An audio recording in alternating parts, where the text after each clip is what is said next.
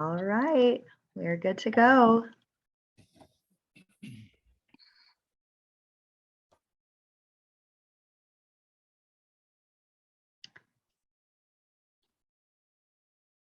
Well, welcome everybody to the local evaluation webinar. Ron, let me know whenever you're ready and I can put the PowerPoint up on the screen. Well, I guess I'm ready. My video's not working for some weird reason, but that's probably because you don't have to look at me. Rusty's having trouble getting in, so I don't know if he's going to make it or not.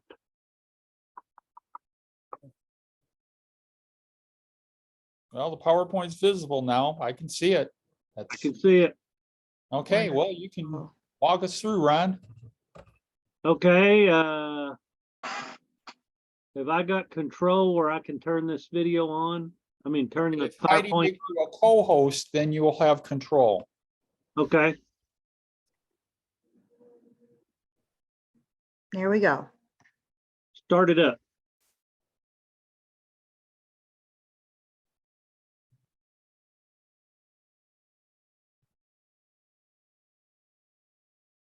I don't see the button that lets me start the show. Oh, yeah, that's probably because Heidi has to start it Okay. Let's see here. physically on her computer. There we go. There we go. Hey, that looks like the beginning. Well, I want to thank everyone who came. We hope this is helpful for you. You know, we got to looking, we started using the local evaluation template in the 2015-2016 school year. And we did that for two reasons back then. Still the same two reasons. One is to give a good snapshot of your local program. How are you doing? What's good? Hopefully nothing's bad. And also another big reason was to give us data for the state evaluation. And we've changed the template over the years. Vic has been really good about pointing out good changes we need to make. And then we have, of course, the evaluation committee that's given valuable input and stuff. And I don't want to embarrass him, but I would brag on Vic a little bit. A lot of states don't have an evaluation committee and really don't take any kind of input from the sub-grantees. So I would commend Vic for that, and y'all should be happy you have that option. This year, we have probably the most changes we've had since we've started it, since we've changed the APR system. So let's take a look. Heidi, I can't change the slides. You're going to have to. There we go. I know we have some new people, but those of you who've used the form before probably want to know what the changes are. So we just made a quick chart here, a table showing you some of the big changes. Notice the general information, small changes. The executive summary is the same. The demographic data is when we have some big changes because of APR requirements. And of course, GEPRA, GPRA measures are totally changed. The local objectives, we've kind of changed that to only 5 objectives per cohort and don't mirror the GPR measures. Don't panic. We'll talk about that more when we get to the local objectives section. The anecdotal data, we haven't made any changes. The sustainability plans, last year we had you actually put in your entire original plan that you submitted with your application. We don't need that. You can just summarize what your sustainability plan, that should make it a little easier. And one thing we need for your URL is this should pull up the evaluation. You should go directly to it and it should be visible. You shouldn't have to download it because the feds don't want to have to do that. And they don't have time to download everybody's evaluation that way. So let's get into the nitty gritty. I'll say next, Heidi, how's that? That works perfect for me. Okay, well, let's go next. Here we go. Let's talk about the general information deals and just kind of look at this. Next.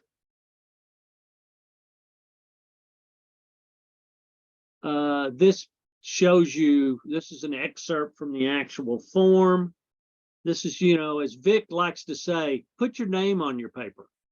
Many times people skip over this as it's so quick. So be sure and put your name on your paper and put your organization name, not the name of the program. For example, Storm Lake would put Storm Lake CSD, not Tornado Club. And let me point out, they have not done that. I was just using them as an example. This year, we're always a year behind, so we're using cohorts 12 through 16. And for your centers table, be sure and put the school level. Is it elementary, middle school, high school, all levels, whatever it is. Next. Ron, I think I've given you control of the slides. Okay, let me see. Just a minute. I got an X at the top when I click. Let me try the keyboard. No, I don't have it.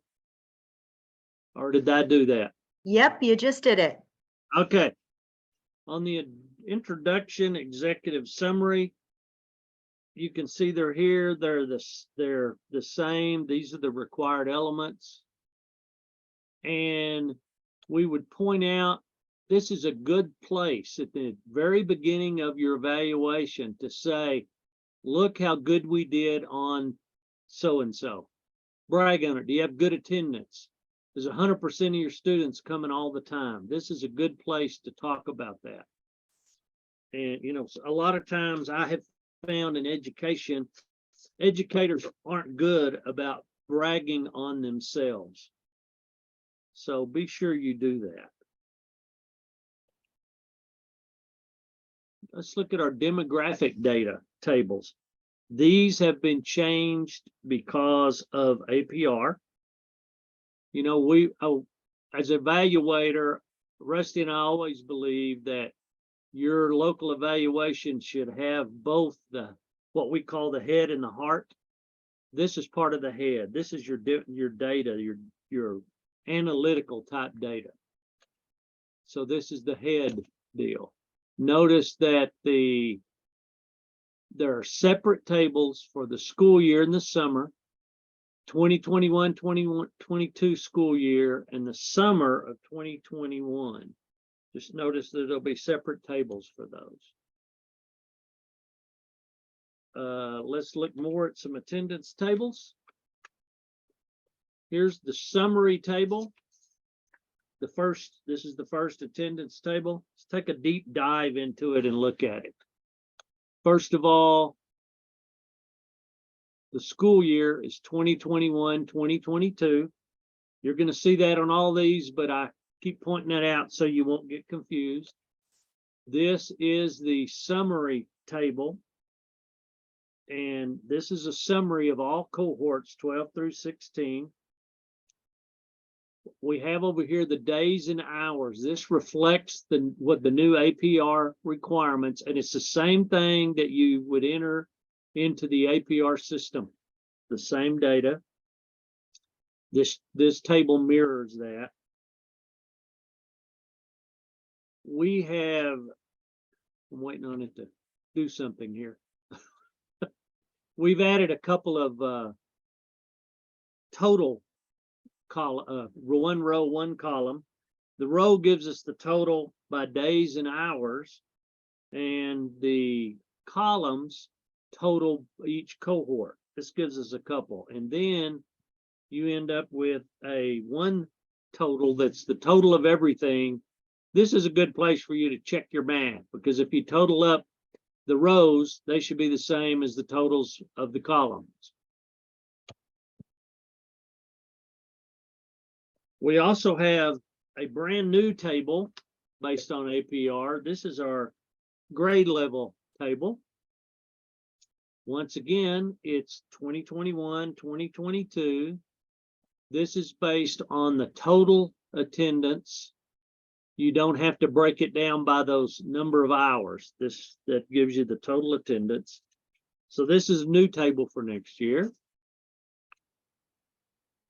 There's a lag. The reason I'm lagging, I push the button and there's a lag because of distance. This, we used to call this the gender table. APR's decided to start calling it the sex table. And once again, 2021-2022 school year. And this table is based on total attendance.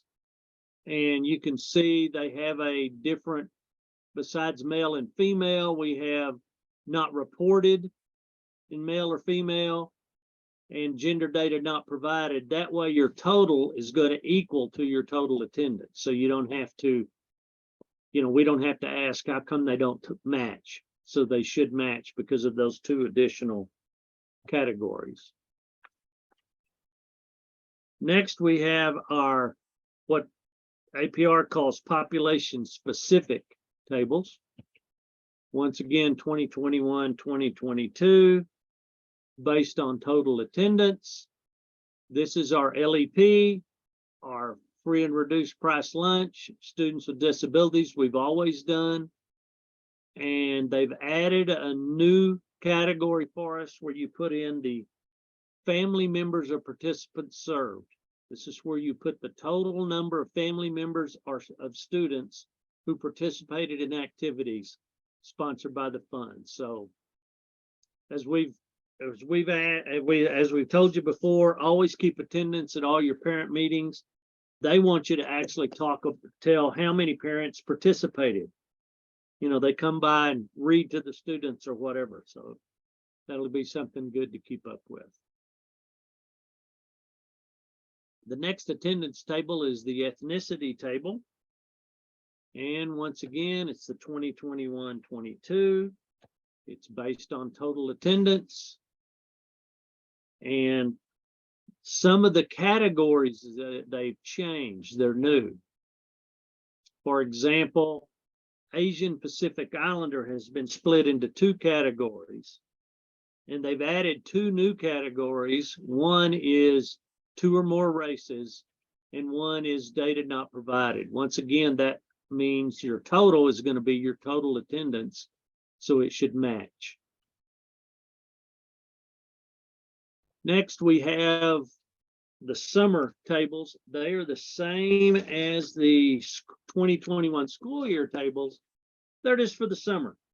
So it gives you a different place to put it. I know we have some summer only programs, so they didn't have to fill out those other tables. They just fill out these. After the attendance tables, we have our partnership tables. And if we just look at these, first of all, there are 3 partner types, only 3: full, partial, and vendor. Full partners provide everything at no cost to the program. Partial gives some type of discount, and vendors, you're paying them to do something and they're not giving you a discount. It's just that's what it costs. For each of the contribution types, there are 8 of those. There's a list of them here and on your form. You don't have to you don't have to type in the names of the contribution types. You just put the numbers in the rows and separate them by column. So if someone provided both fundraising number 2 and goods number 3, you'd put 2, 5. And lastly, be sure on your in-kind value, we need the total dollar value. Now, vendors will not have a value because by definition, they're not giving you anything extra. If they are, they become a partial partner instead of a vendor. And we need the total value. I realize that like the pizza place may give you $1 off each pizza, but we need a total value. And we've talked about this before. It's going to have to be a best guesstimate on your part. You may have to talk to the partner and say, what do you value this as? And some of them are really difficult. if you have a partner that someone from their organization sits on your executive board that looks at your program, how do you value their time? I can't answer that question unless I know the specifics. If you need help with any of that, be sure and contact us and we'll see what we can do to help you. The next table is the parent involvement table. And one thing we really stress is we really need to know the number of parent meetings you had, number of events, and the number of parents at each meeting. If I was running the program, I would have sign-in sheets. If you don't want to do sign-in sheets, use a clicker, have someone count how many people come in, those type of things. I realize that this is last year and maybe you didn't count them, but please count them for the next year and you'll have to explain in here what happened on that. Now, next is the GPRA measures, which have totally changed, and Rusty was going to do that, but I don't know if he got on. Rusty, are you there? I'm not sure. Ah, Rusty's there. Yeah, no, I made it fine once I got the right passcode. Here, go, Rusty. Okay. The fun part here with GPRA measures, since they have changed them totally for this year.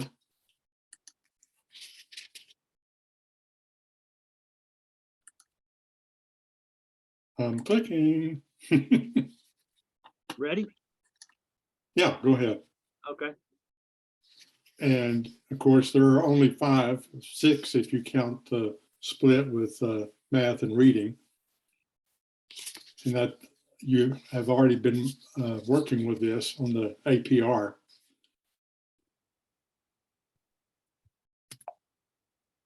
Oh, it works if I hit my space bar. Okay. Oh, you got it?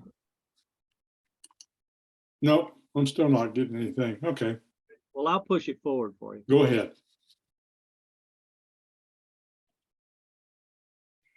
And you can read what's coming up there. It's easy. It's again the 2021-22 school year. And if you were not able to get any data for a particular measure, you really need to explain in the discussion area. Okay. And you've seen this before. It's the same breakout with hours, how many attendees that you have outcome data to report, and the number who showed up with exhibiting growth from year to year. You already know that it's grades 4 through 8, and it's on the state assessments, and it's reading or language arts, whichever you happen to be able to collect or gather information on. And again, it's the growth. The columns are the same as the APR. So, you're familiar with this already, the new attendance rules that feds have come out with. And this is not in the APR, but we put this in so we could have a percentage, various reasons, but one, when we put this into our system, this data, it will calculate percentages and we can double check with what you put in for percentages, just to make sure that you are being accurate, but also giving yourself credit for the percentage of students who demonstrated growth. We want to be as accurate as possible on that. Next. Okay, we put in an example. We know that pretty sure that all of you are able to calculate a percentage, but we decided to put one in here for example. Next. Again, it's the number of attendees that you have outcome data to report. So that's not the total attendance. It's the ones that you have outcome data to report. And then again, the number of attendees who exhibited growth in each of those categories, and then calculate the percentage. Take the second number, divide it by the top number, and of course multiply by 100. And you got it, as it shows up here in a second.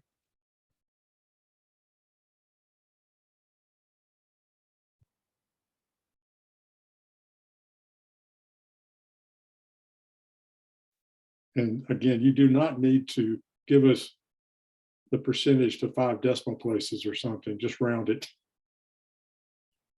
We can handle the round numbers very easily.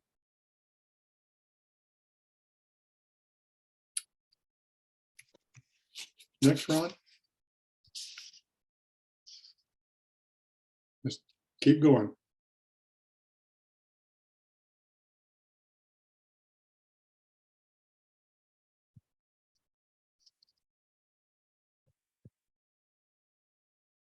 Boom, you got your percentages.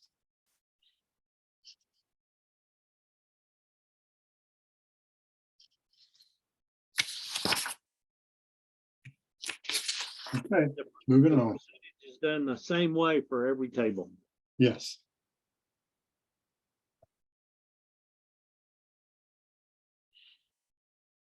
And again, just go ahead and work through it, Ron. It's Okay, the same thing. Again, the number of attendees that you have outcome data to report, not your total attendance. And out of that group, how many exhibited growth in math? grades 4 through 8. Grades 4 through 8. And it's on state assessments in math from year to year.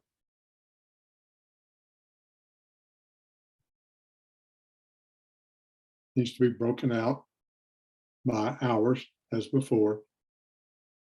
And again, there's a percentage row we would like you to fill in for us.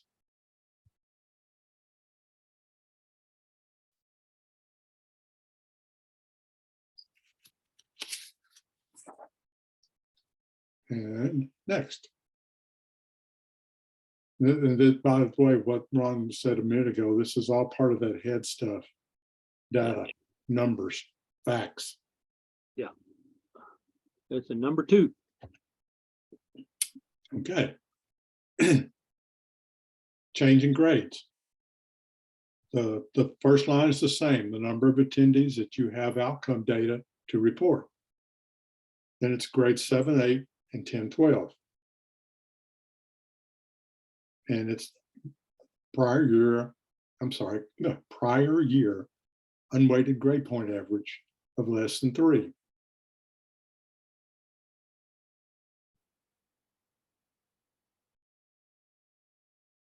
And please don't adjust it. That thing, can y'all see that last little? Can you see that, Rusty? The last I little, can see it, the little gold unweighted GPA. Yeah, okay. it's showing up fine. Y'all probably know what unweighted GPA is, but we want to make sure you didn't. And here's how you figure out GPA.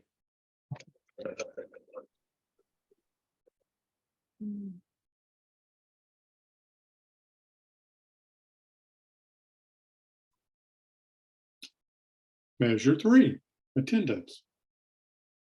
Again, you can read this as well as I can, but we're talking all grades 1 through 12, no kindergarten or pre-K. And that we were interested, well, I say we, it's the federal government with the Department of Education are interested in attendance rate, the percentage of students who had an attendance rate at or below 90% in the prior school year, and who also demonstrated improved attendance. So how many students in each of those categories? How many of those students? Well, there we go. In each of those categories, hours improved their attendance rate. And in the past, we've seen a lot of improvement in attendance for the students who attended these 21st century programs. So this is a biggie. Next. And then we're going to measure behavior. Most of the same things.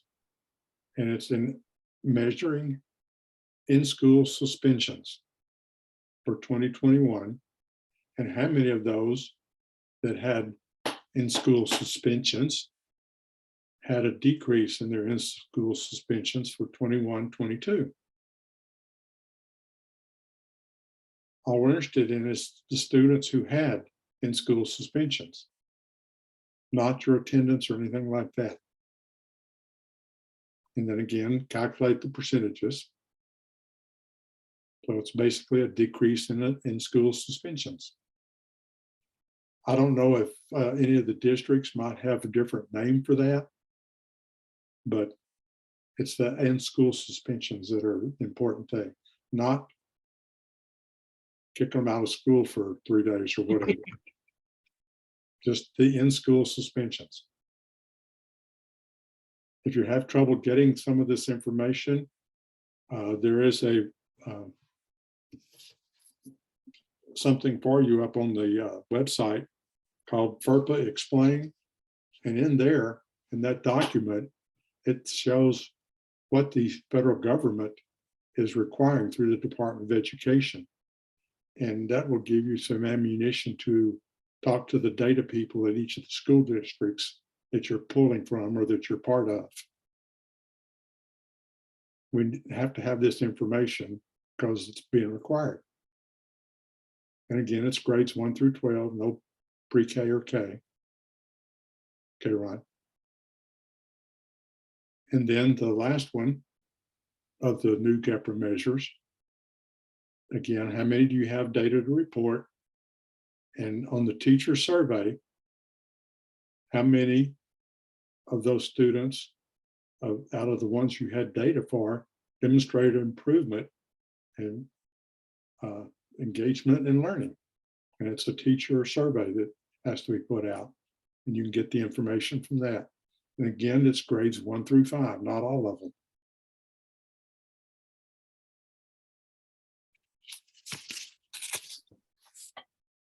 Okay, Ron.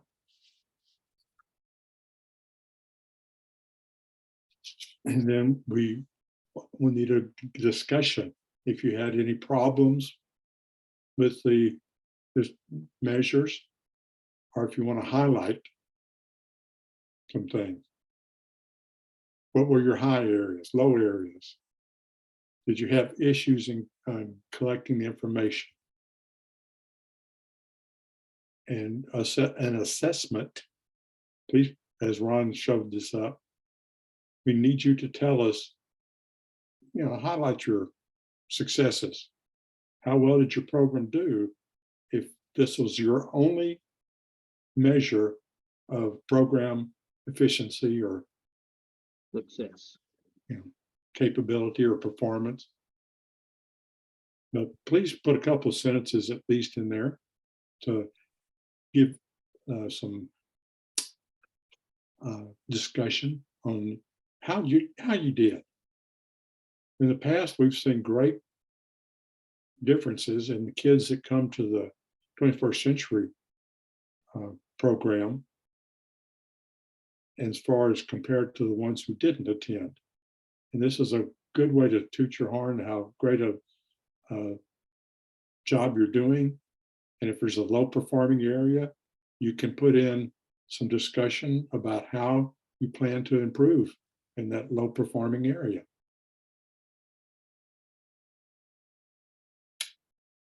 Okay, Ron? I think we might pause and see if anyone has any questions on the GEPRA, because it's Sure. such a Good big idea.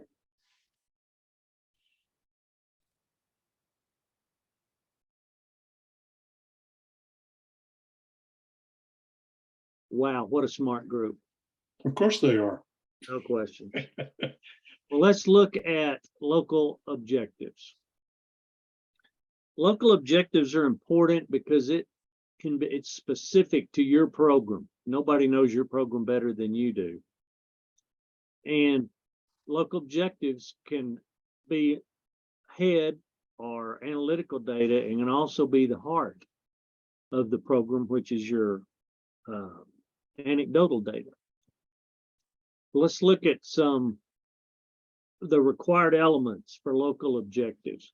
We've made some changes on this. We hope the changes will mean less work for you. That was one of the goals we tried to do when making the new form, is let's make it as easy as possible. That's why all the GEPR measures, tables mirror what you put in APR, so you don't have to go hunt new data to put in there. So what we've asked you to do is don't mirror GPRA objectives. For example, reading and math's covered by that for those grade levels. And if you have those grade levels, you don't need to put in a reading or math achievement local objective. Maybe you want to anyway. That's okay. We're not saying you can't do it. We're saying that way you don't do double work for yourself. One suggestion might be, instead of, because the GEPR measure is based on achievement, how on improvement, perhaps your local objective could be on proficiency. You might also consider using a different subject matter, science or history, something like that, if you're having trouble with that. I know those aren't really exciting right now, but you know, that's what. And we're asking for only 5 in the tables. But if you have more than 5, put them in the discussion section and think about culling some of your local objectives or combining them so you just have 5. We know we're a year behind, so it's a little late for you to say, I'm going to change my objectives for last year. So you probably need to work on them, changing them for this 22-23 school year. And I would remind you to change those. You have to talk with Vic about that, and he'll help you decide what to change or give you permission to change. So we don't want to violate any type of item that might affect your funding. So we want to stay away from that. Now we rate the objectives, and they are rated in only one of 5 ways. Either you met your objective, you didn't make it, but you made some progress. Gosh, you didn't meet it and you made no progress, or you're unable, or you couldn't measure it. And we'll talk about that a little bit when we get to the discussion section. So let's take a look at, come on, PowerPoint. Go there. And then for each one, you need to tell us, how did you decide, how did you measure it, and how did you decide which rating was which? You know, one, they call it a poor scientific method, is to say, well, I'm going to do this and it's going to show improvement.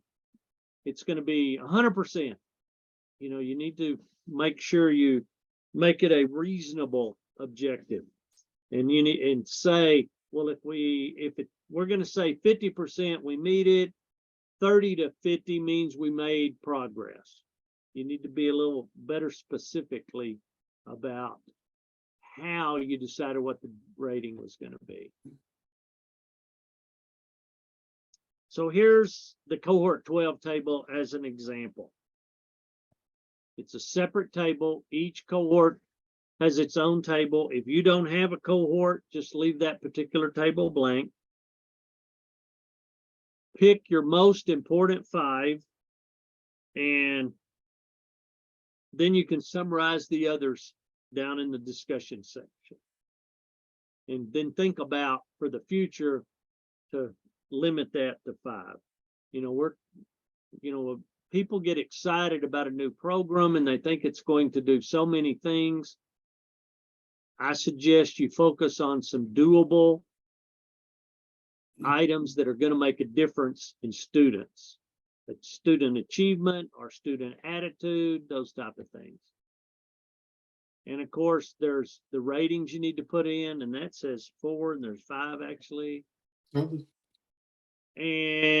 then there's a place for you to put in the methodology and how you determine the rating. And there's one of these tables that are all the same except different cohorts. When we get to the discussion, notice that this is where you can put in your charts and tables if you have those. It's a good place to say, you know, we've been doing this a long time. Let us show you how well we've been doing over time, improvement over time. And this give you more details on methodology and ratings. You may not have any additional objectives, so you may not have that section at all. And it's very important that you clarify why you didn't meet some objectives or why you didn't measure them, especially because why did you make an objective and then you forgot to measure it? Doesn't work out too well. So, Rusty, would you like to talk about anecdotal data? Definitely would. Of course, this is where you really get into the part of your local evaluation on the template. And anecdotal data has many requirements, and we're tickled to death to read all the stuff that you input about each one of these success stories and best practices. Success stories, we would love to have them. We needed specific examples. And please include the key people that were involved in your staff or whoever was involved in it. Put in quotes, and more about that later. And this is where you can even include information about objectives that showed large increases, whether they're GPR or local objectives. Toot your own horn. How successful were you? And in best practices, more about this later too. You can read those. I'm not going to go through that, but a lot of things for you to consider as you are talking about the best practices, mainly the description. So, best practices. This is how we break it out when we work on best practices for the yearly evaluation for Iowa. We categorize these. We worked with Vic and I think we worked with the evaluation committee, didn't we, Ron? I can't remember. But this is how we've come up with the different categories of best practices. And that's how we report them. There are some after school alliance quality standards you can look at. Give you some information.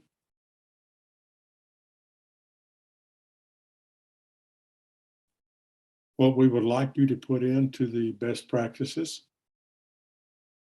mainly the description of it. And How did you measure the success?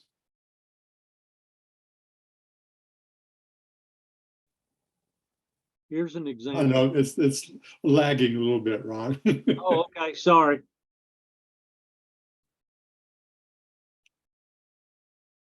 Oh, we just came up with something to put in here. This is actually from a local evaluation. I didn't want to say that, Ron. Real world example. Yes. So that's a description. You know, you could expand on that a lot. And then the methodology, or how you're going to measure the success of it. And this is kind of subjective a little bit, but I mean, you can tell if the students were more engaged with the rest of the program once they had a little downtime for a snack, or maybe some games, physical activity. And why did you put in this or develop this best practice? What was it that you saw with students that made you develop this? In this case, the students actually complained that they were distracted and they were distracted. If the tutoring they were jumped right into tutoring right after school. We've had enough of that for a while. So what was the impact?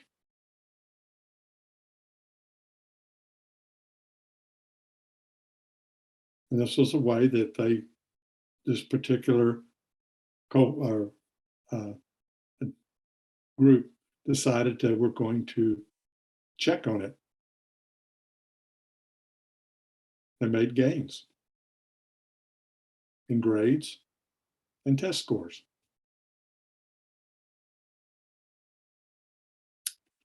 And pictures. Boy, pictures are fun. We really enjoy looking at pictures, but we have a couple of comments to make about pictures.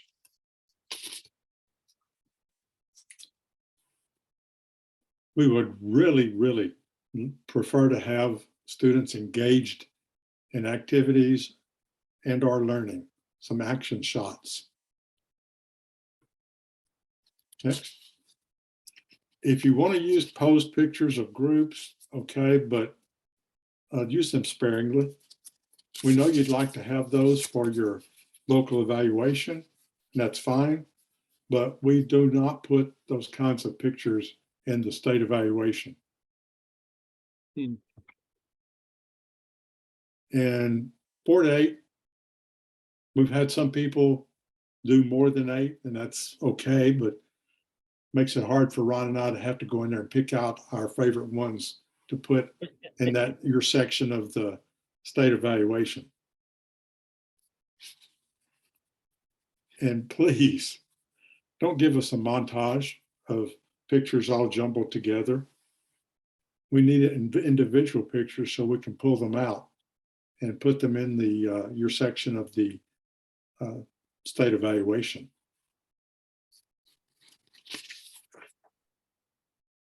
And please, again, we've had this in the past. Don't put a link to social media for folks to go see.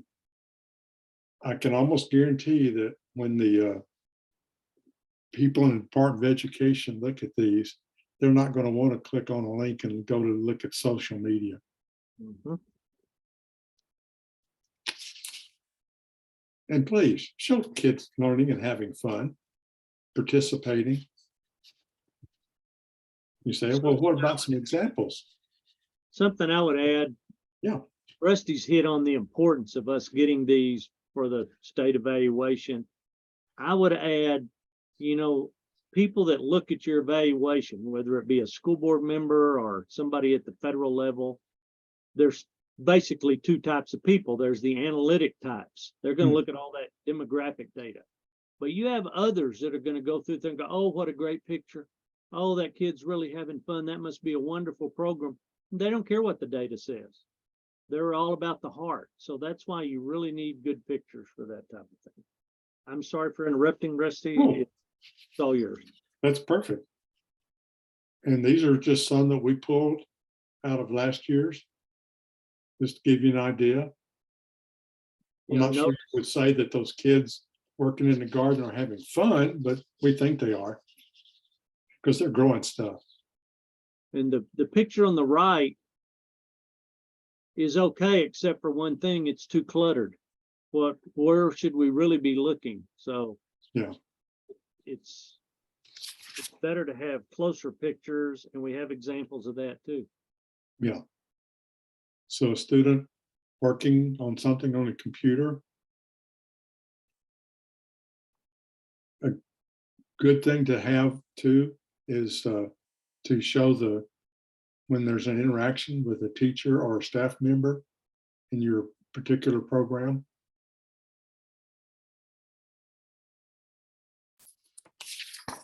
We like all these pictures came from local evaluations, by the Oh, way. yes. And then winding up for anecdotal data. One of the big things we really need is that last one, quotes. Hopefully you've been able to collect some quotes. If not, please do that for this next school year, because those are very important, at least for us, because it shows the what the parents, guardians, whoever think about it, what the students think about your program, what teachers that whose students are part of your program will say. Don't forget your partners and any other stakeholders. That shows that your program is making a difference in the community for everybody. And that is very important. You can use titles, but please don't use any names unless you have permission, because we can't put names in unless we know that that's okay. Usually we tend to take them out anyway. But a title like YMCA director, something like that. And showcase, this is a big part of the heart. Showcase, I can't talk, the success of the program. Toot your horn. Anything about attendance, behavior, academic success, all those things in the GEPRA and the local objectives. Rusty, let me, someone asked a question about the pictures, if they should put captions. Oh, yeah, good We point. didn't mention that in this, but yes, please put captions. It asks for that in the, on the actual form. Captions are great for us to be 508 compliant. We need to add alternative text to each picture, and a caption helps us provide what that we should put on that. Okay, I guess I'm going to talk about sustainability plans. Woohoo! Everybody's favorite thing. It's not necessary, as we said earlier, it's not necessary to paste your entire plan in here. You want to discuss it from your original grant application and talk about how it's changed. Have you made changes? Those type of things. And whoa, what happened? I don't know. I know that was weird. Heidi, I lost everything. Uh-oh, are we back? Oh, No. that's showing. I lost control for sure. Oh, okay, hang on here.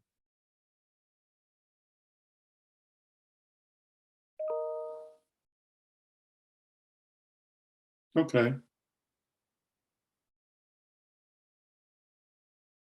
How are we doing? You're doing great. Talk about how the program will continue without funding from 21st Century. There we go. And of course, that's going to depend a lot on partnerships. They're just so important. Whoa, you went too fast. I think I've given you control back now. It says that I have. Okay.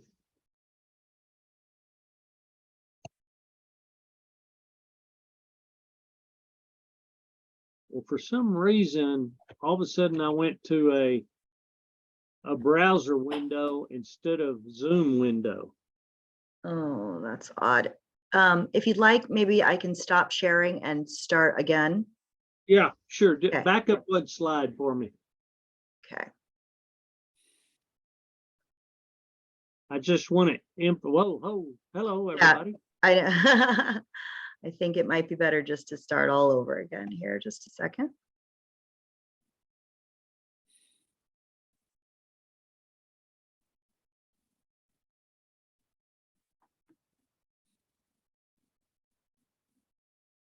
All right, are we back up, Ron? I can see summary and recommendations. Can everybody see that?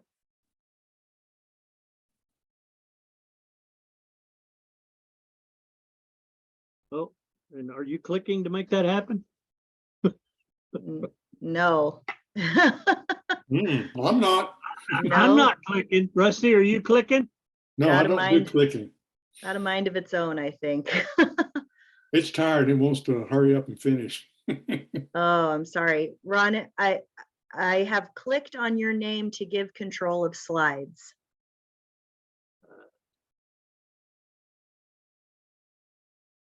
I am viewing your entire screen and I'm seeing all of your You can tabs. see everything? Okay. Yeah, I could see all of your tabs. All right. I apologize, everyone. We're going to try this one more time. Hold on. Oh,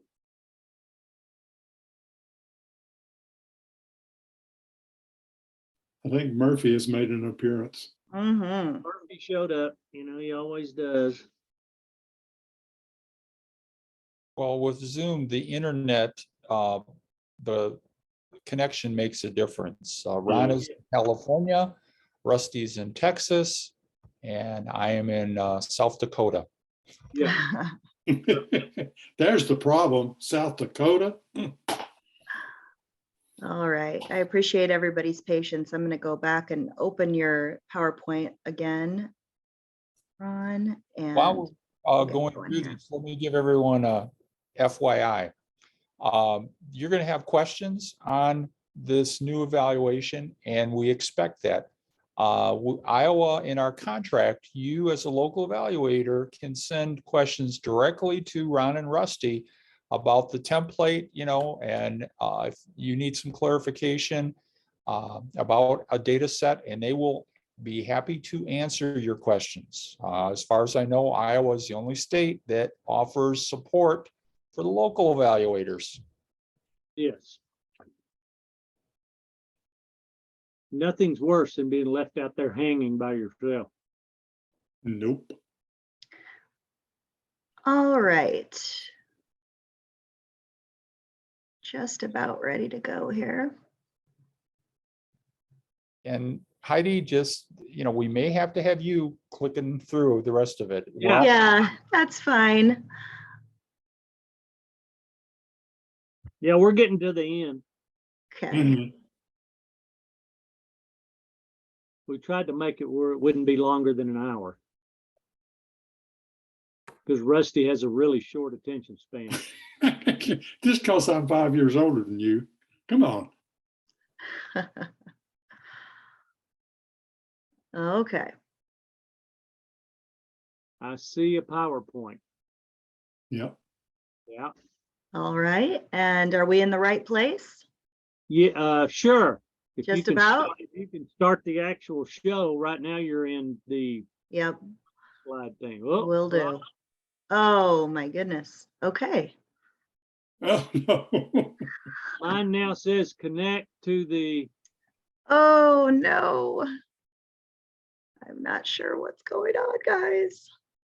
Sorry.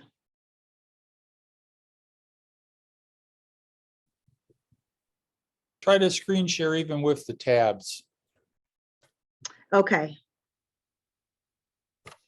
We will do that.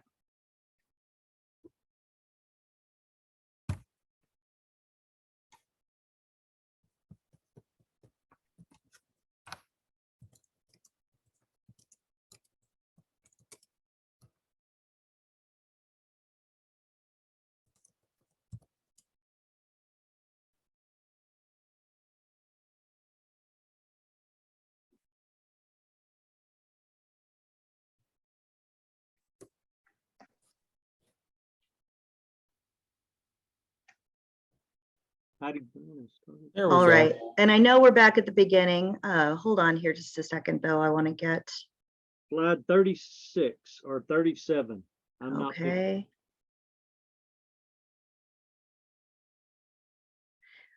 I think we better just leave it in this mode, Ron. I apologize. No. That's okay. Okay. I was just going, repeat that your partnerships contributions are going to help with your sustainability. And you can refer, you can always say, well, if you look at our partnership table, we had 47 partners giving us $287,000 in in-kind value. So we're feeling pretty good about sustainability. So let's go to 37. In your summary, you should reference your introductory section and talk about your success again. This is because you want to repeat those brags. And this is a place also you can talk about, we have such a wonderful staff. They're never sick, They stay late hours, even though they don't get paid for that, whatever they do, brag on your people. I want to repeat on the dissemination where you're going to, the URL needs to be the pull up that when someone clicks on it, it should pull up that local evaluation. It shouldn't go to the home page for the district, shouldn't go to the home page for the school. It should just pull up that local evaluation and don't have it as a download. Now we check each URL for accuracy. So, it sure is easy if all of them went to the right place, then we wouldn't have to bother you. But there's other things you need to do with your local evaluation. I would assume that a school district, you would report that to your school district, talk about it at community meetings, person to person. I know this is extra work, but a lot of times in an evaluation, it's good to make what I call an elevator talk sheet. If you can summarize your whole program on one sheet of paper, maybe with little pictures, little bullets. If you look at the state evaluation for last year, we have a one-pager in there you can look at and get some idea of what you could do locally. That's just a suggestion. You're not required to do that, but you may have an evaluation that's 40 pages long. Not very many people are going to read that, but if you've got a one-page summary, that might grab people's attention. Let's go to number 38, Heidi. Thank you. Remember on your local objectives, if you had any objectives you did not meet or you didn't measure, you need to give recommendations on what you're going to do different for 22, 23, so that, you could, we're going to change the objective. We're going to eliminate the objective. We're going to measure it a different way. We're going to actually count things this year. I mean, I don't know what the differences might be. Okay, Heidi, let's go to 39. We added this section a couple years ago. COVID kind of pushed it at us. It's unexpected data. I think this was Vic's idea. Kudos to Vic. Talk about any unusual circumstances that impacted your program. Y'all had floods, I don't know, how do you say it? The derecho. And what new procedures did you have to introduce? And how did people respond? And you can throw pictures in there too. If you'll so if you remember, one of the categories we had of best practices last year was pandemic response. We may not have that category in the future. Maybe there's another big thing that happens. Let's go to 40. Heidi, please. This is an example. Yeah. Vic just texted out, said, if you have something like this happen, contact him immediately. Don't wait. That way he can help you out. This is an example of an unexpected data. It's an excerpt from the MICA local evaluation about the derecho. They put a couple of pictures in. They talked about how it did 3 of the 6 elementary schools. And they went into more detail. There's more detail in their local evaluation. We just pulled out a little bit. So you would have something to reference. You can look at this. Let's go to 41, please. We made a quick do's and don'ts. Let's look at the don't change the form. It's a lot of it's based on the APR federal. We can't change it, so you can't change it either. When the local evaluator finishes the local evaluation and you're the director, don't send it in without checking it. That means 2 of you will be checking it instead of just the local evaluator. Try not to have local objectives that measure the same thing as GEPRA. And don't give a URL that makes them download the evaluation. Here's some do's.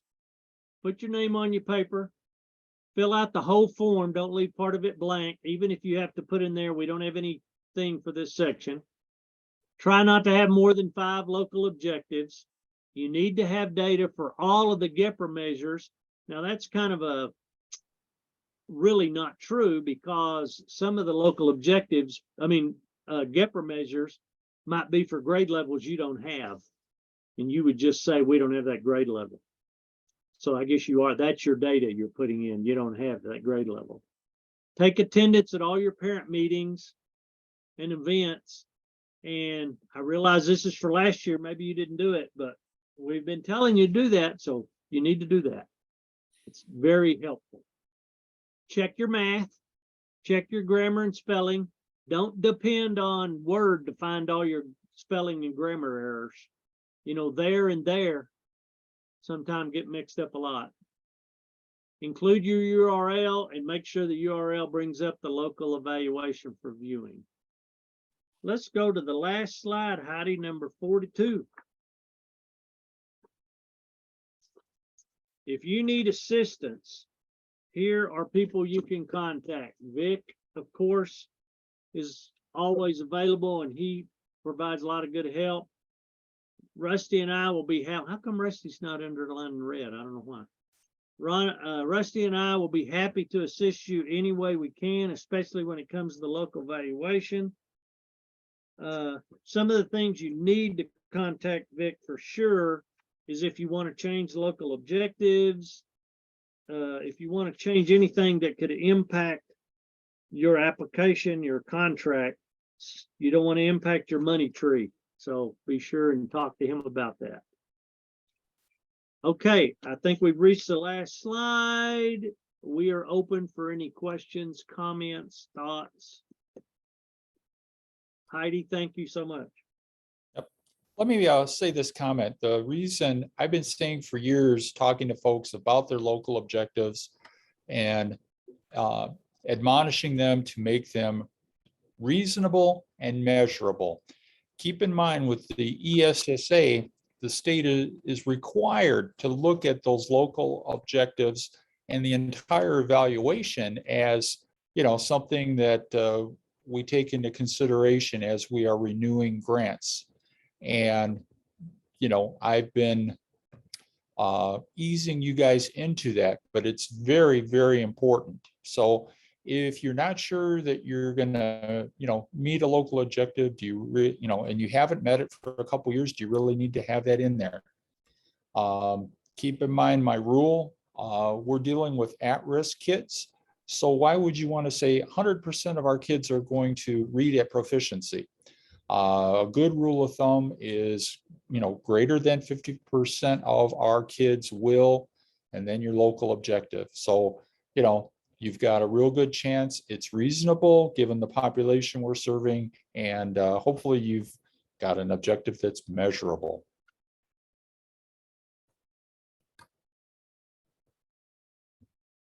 Okay, questions?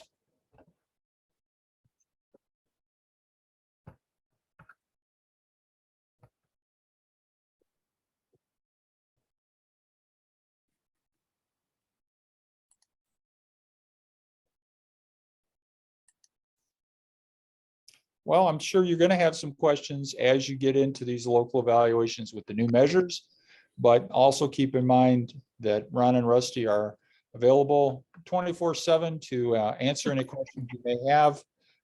You can send it out 24/7, and they may be a day or two to get back with you, but they will. And that's really good support, I think. So thank you guys for doing this presentation. Vic, talk about the deadline. The deadline is always October 30th. We've got our timeline. You mean November? Yeah, November. You said November October. 30th is always the deadline. However, if the new measures take a little more time for you, just send me an email. Don't send it November 1st, send it more like, after the 20th of November and say, we would like a 30-day extension. And, we'll give you an extension, no problem. If you need a second one, no, it's not a problem. If you need a third one, then I'm going to start asking some questions. Do you even have an evaluator? But like I said, we're willing to work with you because we take our time. We read every single local evaluation. And, at our impact conference, those local evaluations, because of the pandemic, were the only source of information that I had to make awards from. So that's another important reason to talk about the good things that are going on in the program. So any questions?